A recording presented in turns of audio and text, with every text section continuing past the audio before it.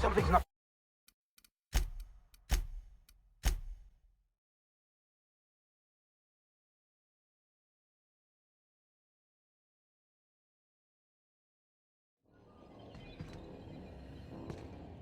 Muting volume now.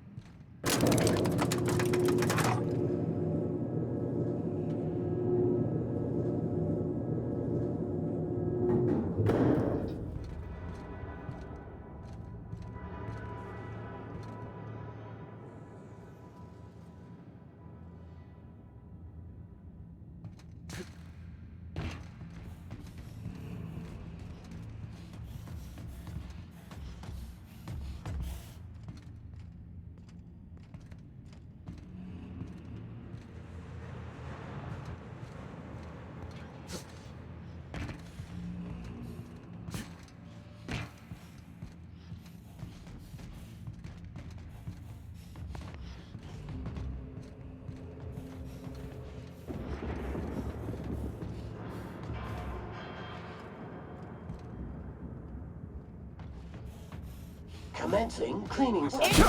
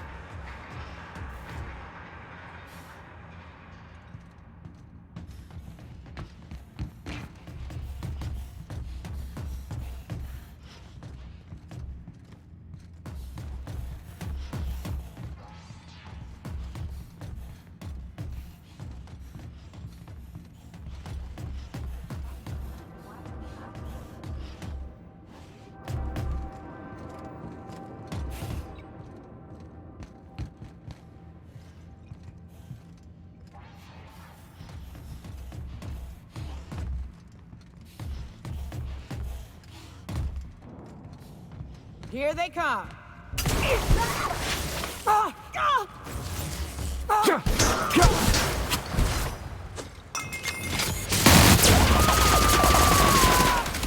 Covering you.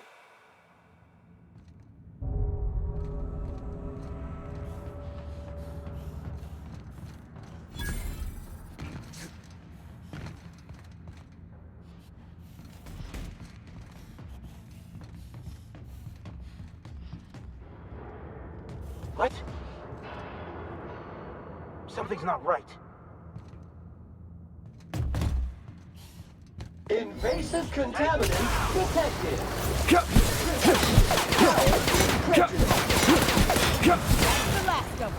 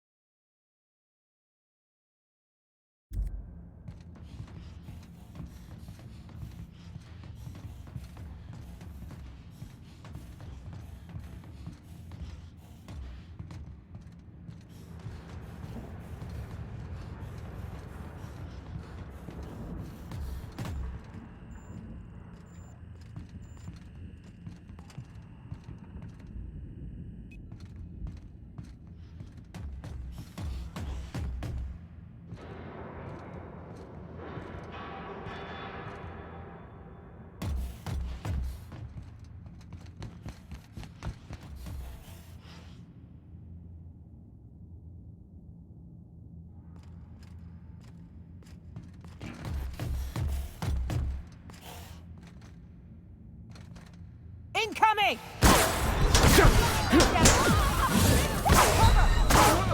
Sensors indicate a decaying body in the area.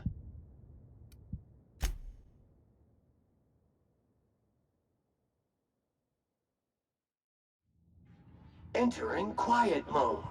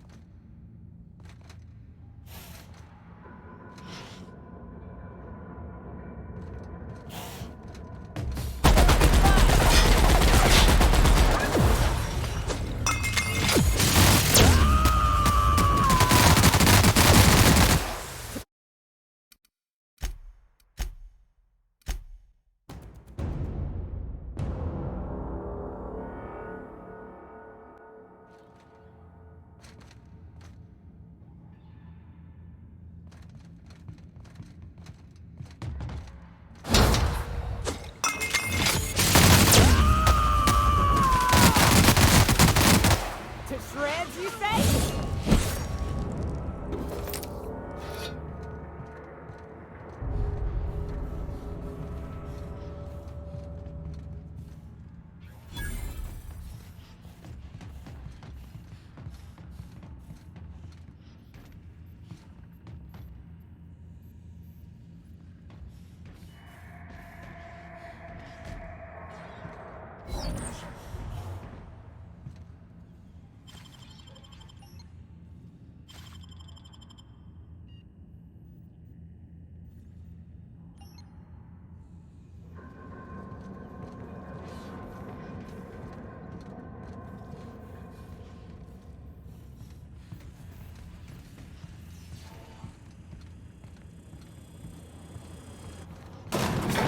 Difficult job ahead?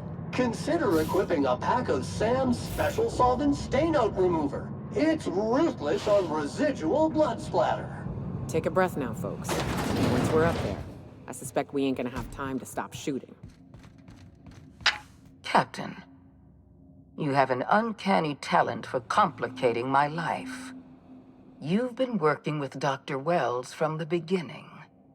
When we moved to arrest him, he was prepared. I lost good soldiers in the attempt. You've disrupted the balance of power. You've upset the natural order of things. You've introduced uncertainty, and there is nothing I despise more than uncertainty.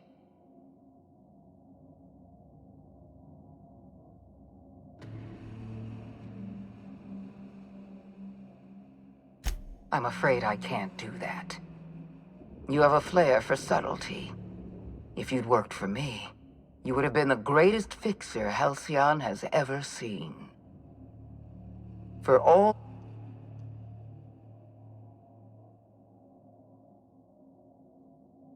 You make a nuanced and compelling argument.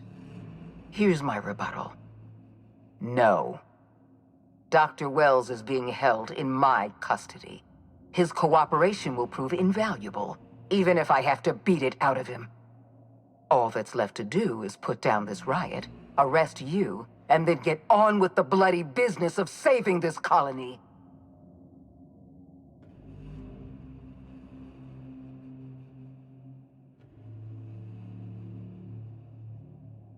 Fair enough. I'm giving you exactly one chance to parley with me.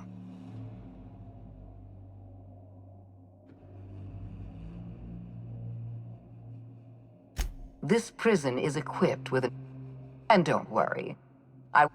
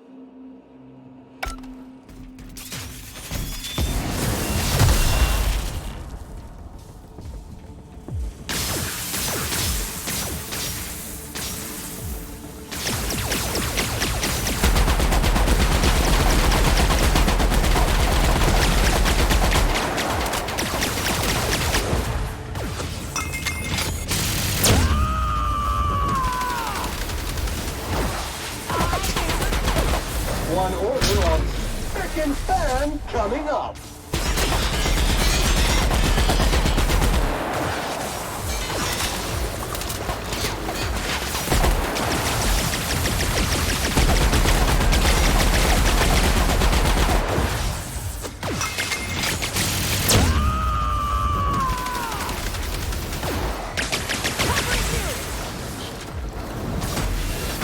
Object is seen to be backward.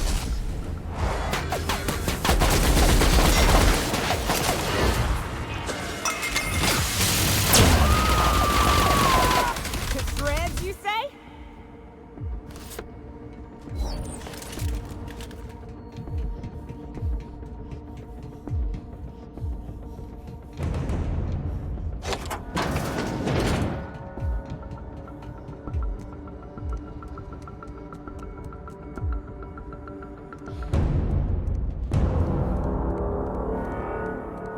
Why won't you just...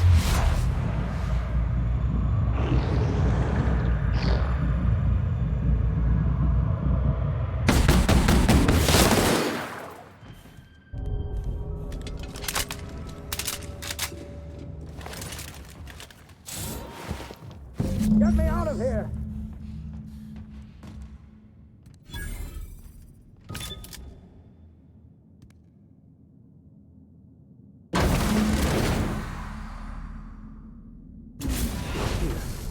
You made it. I can hardly believe my eyes. You didn't have to do this, you know. Risk your life just to save mine.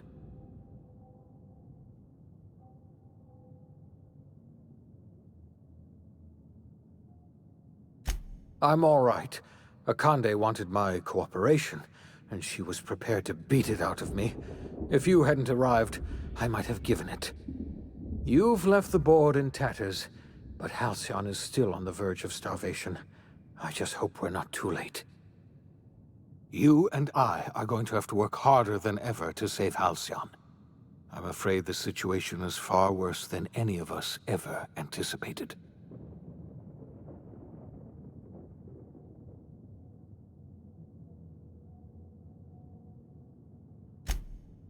Earth has gone dark. We haven't received a single message in 3 years. There's been no communication, no signals, nothing. 2 years ago, the Earth's Directorate's frigate disappeared on their way back to Earth. We don't know what they discovered when they arrived, or if they arrived at all. So we've got to make do on our own.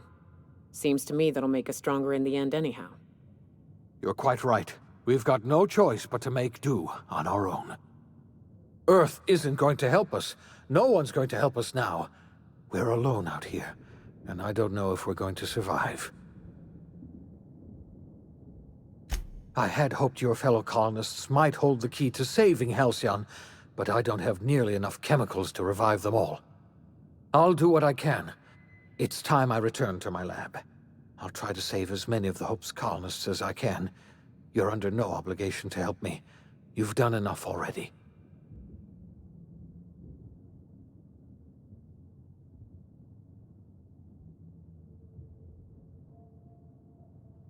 Thank you. I'm going to need all the help I can get. I know I've asked too much of you already. I revived you into a strange and unfamiliar colony. I put your life at risk. I made you an accomplice to my own ends. We were going to save this colony, you know. That's what I told myself when I pulled you from the Hope. You and I were going to set everything right. Now, I don't know what to think. Earth is gone, and we're going to need a miracle to survive another generation. I always suspected Halcyon might collapse one day. I just thought we would have more time.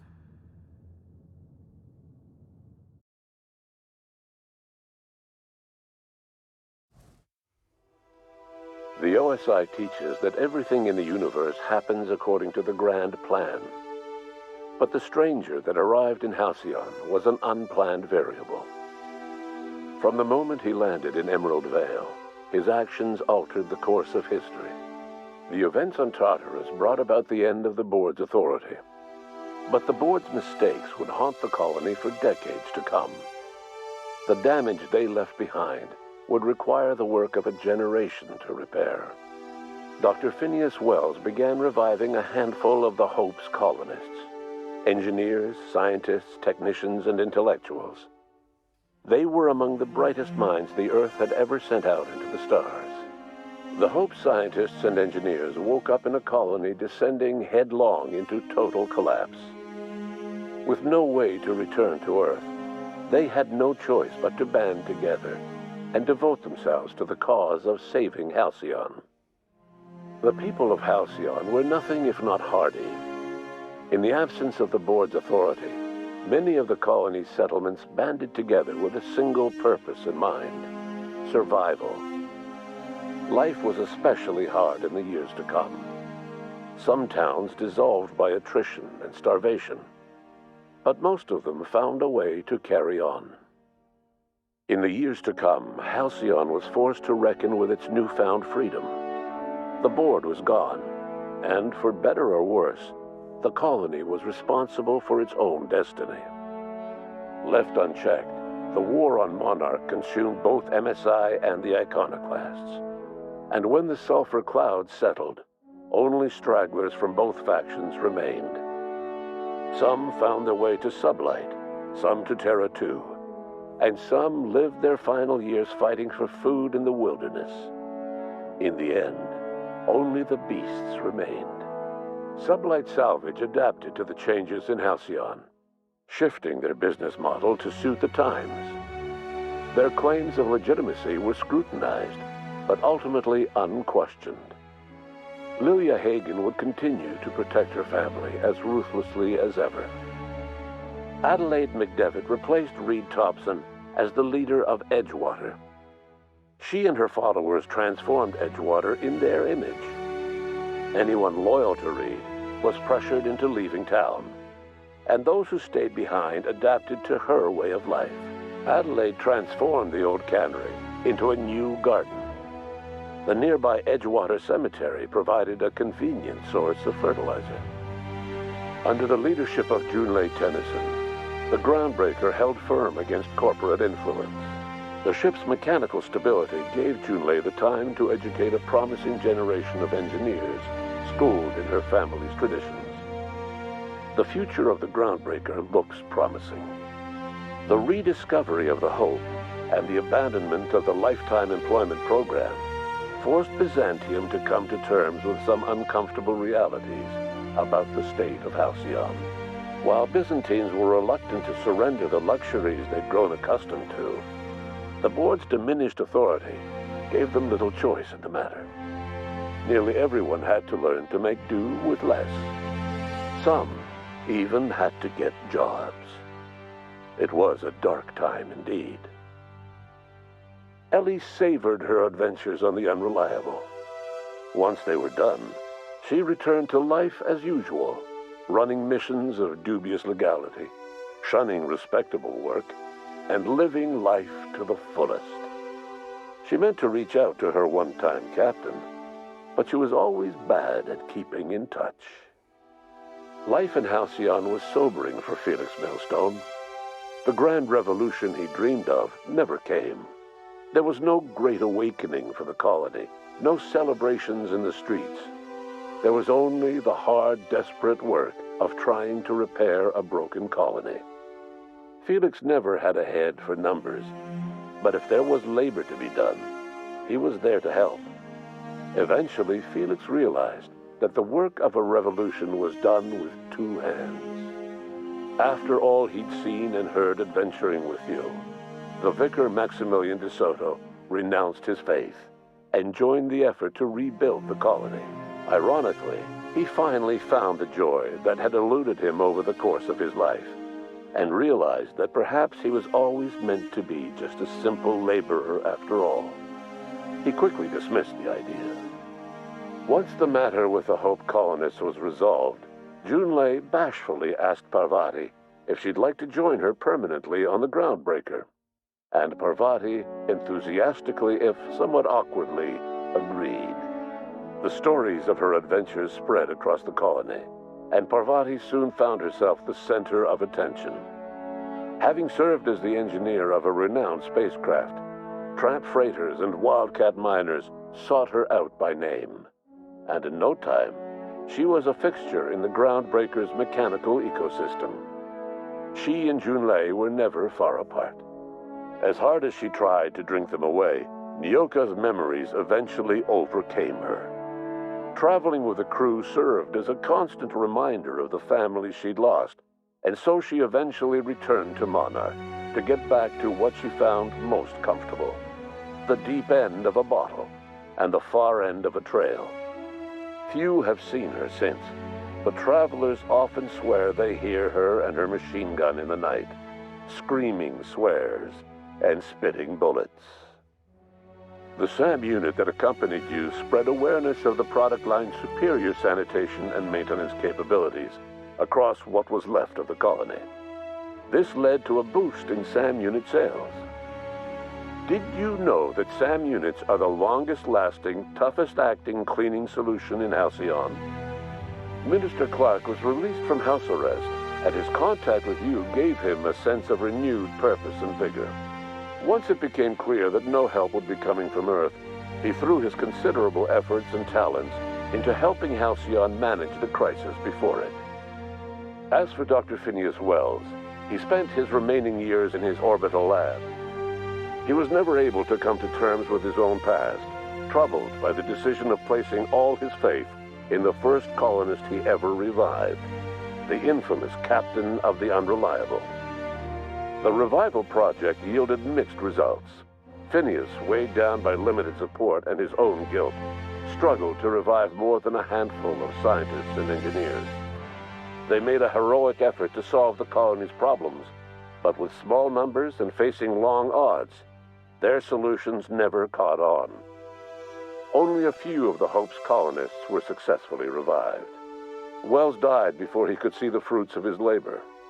He passed away a haunted man, crushed by the guilt of his failures. Small, petty factions squabble over what remains of the colony. Every attempt to reach out to Halcyon's neighbors is met with silence. And what about you, the unplanned variable in the history of Halcyon? Long after Wells passed away, you carried on his work with more energy, determination, and brilliance than he could ever muster.